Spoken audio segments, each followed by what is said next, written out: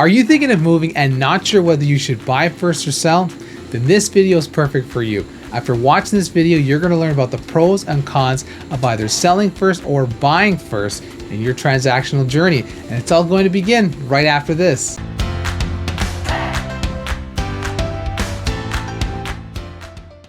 Hi everyone, I'm Josh Tavares, Realtor at eXp Realty covering the Greater Toronto Area. It would mean so much to us if you can help us out and hit the like button, hit the subscribe button, and hit the notification bell to get updates on our newly uploaded content. And if you guys want access to our seller's guide, comment seller's guide down below.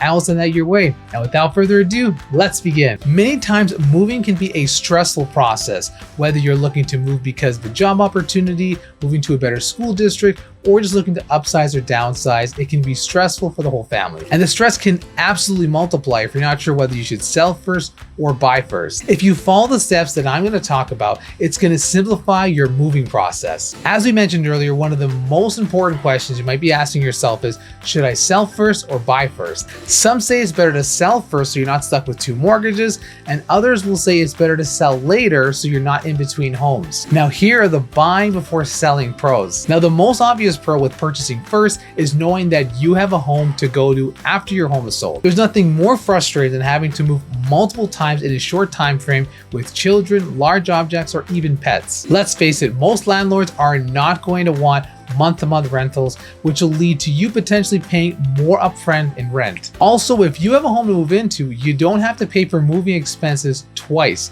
saving the cost than if you went about the other route. Now, here are some of the cons to consider. By going about this approach, you are going to be left with potentially two mortgages to pay at the same time. Homeowners need to have a plan in place to pay for two mortgages, or ideally have their home sold super quick. And this can be financially devastating if it becomes challenging to sell your home quickly, given that if you're in a tough financial position. Now, here are the pros of selling before buying. An easy one, of course, you're only stuck with one mortgage. Once the home sells, you no longer have to pay for that mortgage. And now with the funds you've received from the transaction of your home, you can now go about looking into acquiring and purchasing a new home. And if you have housing accommodations after the transaction of the home, this means there's not as much of a rush to transact on your current property. You can also take your time and make sure the purchase for your next property is the right one. Now, here's some of the cons of selling before buying. By selling first, you're essentially putting up the chance that you're going to find a property within not only your budget range, but also that fits your lifestyle after you've transacted on your home. Also too, some people have discovered that through the selling process, they decided to stay and remodel their home instead of going about transacting and going into a new home. Now, here are 6 steps into selling a home and then purchasing one right after. Number 1, assess the market on not only your current property, but the property in the area that you're looking to transact on next. In a perfect world, you're essentially selling in a seller's market and you'll be buying in a neighborhood where it's a buyer's market. In this predicament, you're in the driver's seat with having the most money coming in your situation with the best predicament in terms of selling into your favor. And then also on the other end of buying, it's in your favor that you're able to purchase the property on your terms that best suits you, given the condition of the market. Unfortunately, there are many different factors that affect the housing market, and every different community has its own housing market within it. As an example, a home with a great school district could lead to a seller's market, giving a high demand of moving into the area, and also an area that has a higher crime rate has a higher potential to being a buyer's market. Number 2, decide if now is the right time to make the move. Some seasons, as you may know, are better for home buyers than other seasons. Late spring and early summer is a great time for families to make the move, given that it's not during the school year. Winter is generally slow, given if it's an area that has a higher snowfall than usual. Even though if it's not the best time to sell at this current time, you can always position yourself for any remodeling needed to best prepare your home for when it's time to sell. The sooner you get your home prepared, the more efficient it's going to be to get your home on the market when you're ready. Number 3, prepare your home to show well. Even if it's weeks or months before your home is listed on the market, I recommend begin the decluttering process and removing unnecessary things so your home can show best. I can't stress how important it is to have your home decluttered and arrange it properly for staging for the most impactful selling price. If you're going through the decluttering process and you notice you have items at home that you no longer need, I recommend having a yard sale, getting rid of these items, making some money for it, so that way it's best positioned for your home for staging when the time comes. Personally, you want to make sure to get any repairs done needed on the home, whether it's painting, patchwork, any type of maintenance on any mechanical, anything as such that's going to impact your home selling. Also, I recommend working with a mortgage specialist who's able to get you pre-approved, so once your home sells, you already have an idea as to what you're pre-approved for, so you can move quickly in the buying process. Also, you want to find out what you can qualify for, so when you begin looking for properties, it's seamless, you know exactly your dollar amount, and you take very little time able to get into the market right after selling. Next, list your home with a real estate agent. First, your home will need to be staged now that all the repairs are done, and we need to get high-end photography, videography, so you can begin marketing your property.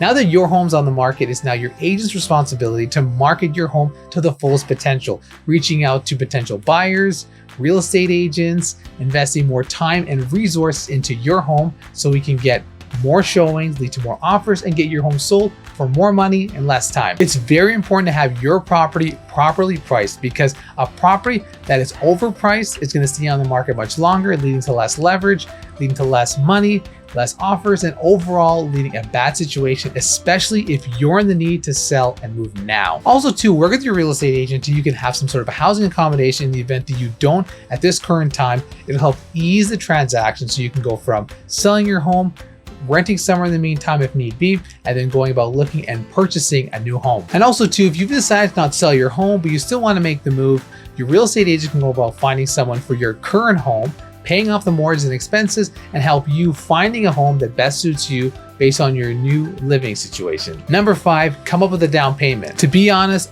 most homeowners cannot afford to buy a home without selling their home first. Also, if you go about buying a home first before selling, you might come up with a difficulty in terms of acquiring the down payment amount through your closing fees. Before you get the process started, make sure you know your financial situation so you're best prepared to make the move. A helpful financial resource is a HELOC, which is a home equity line of credit that you can use on your primary residence, which you can use to either purchase a new home or use to renovate your home so you can go about selling it for top dollar. Let's say you pulled out a home equity line of credit and you use those funds to purchase a home.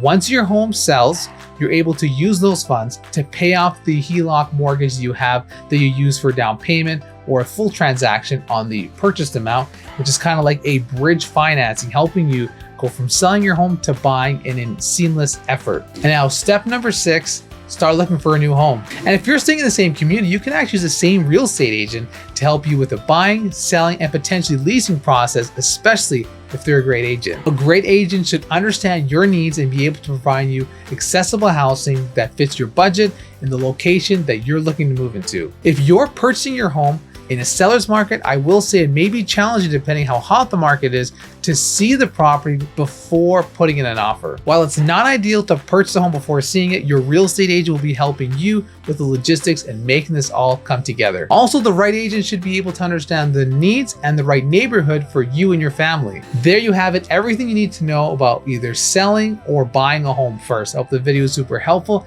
insightful, and gives you all the information needed to make the next move.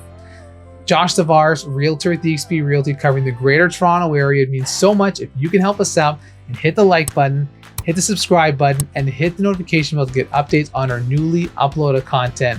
And if you want to know about the top 5 neighborhoods in Etobicoke, click the card above. I go totally in depth into the topic. Thanks so much for watching. See you next time.